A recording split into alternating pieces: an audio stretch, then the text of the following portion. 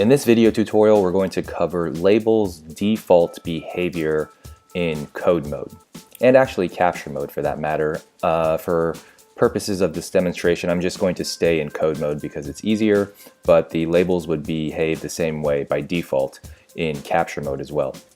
So let me show you what I have open on screen here. I have a code window, obviously. You can see I have one code button, which is identified by this diamond called taxi, another one called bus.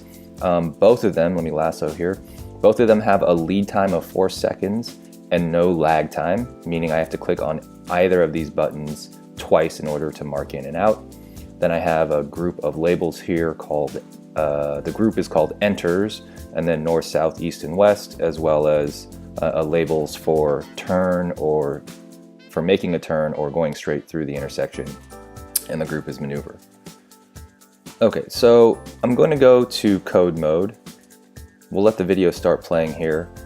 And if you've watched previous video tutorials, you should know that labels have to apply to instances. You cannot just apply labels to arbitrary points on the timeline. So let me mark in with a code and I'll pause the video. The first thing to know is when a code button is on or open, you can click on any number of labels that then get applied to this building instance in the timeline. As you can see, there's no instance actually observable in the timeline yet, but you might think of it as this code button is now open to accept any labels that you click on. So the video's paused, but it could be playing as well. That doesn't matter. Just know that the button here I've marked in with so far.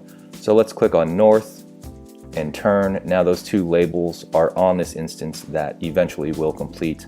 I'll play the video a little bit further and then I'll mark out of taxi here. So now if I hover my mouse over that instance, you can see that the north and turn labels are on that instance. Now the next thing to be aware of is by default, again, labels behave in such a way that the last code button that was ended is still open to accept labels. So I've marked out of taxi and I haven't really clicked on anything else. And let's just, for sake of example, click on south. Since taxi was the last code button that I ended, it now has the south label on it as well, which you can see here down in the timeline.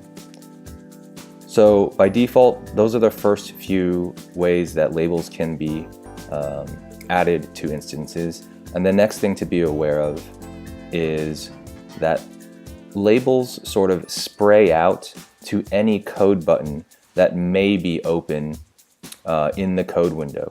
So just because I put these labels sort of near or next to this taxi button has no bearing on, at this point, what they could apply to.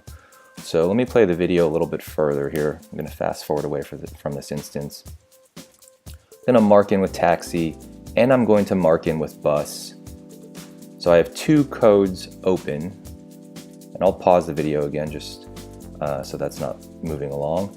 And now in this case, since there are two code buttons open, if I click on, let's say, west and straight, both of those labels are now on these code buttons because both of them are sort of open to accept those labels. I'll just go ahead and end the instances here with taxi and bus. So now I have two instances. You can see that if I hover over the first one, taxi, it has both of those labels. Similarly, the bus instance has the same labels. So for starters, this is the way labels behave in code mode. There are obviously many other methods or workflows to adding labels, but you should be aware of their default behavior, especially if you're going to be labeling and coding in real time while you're recording or capturing the video. That's where this sort of behavior matters the most.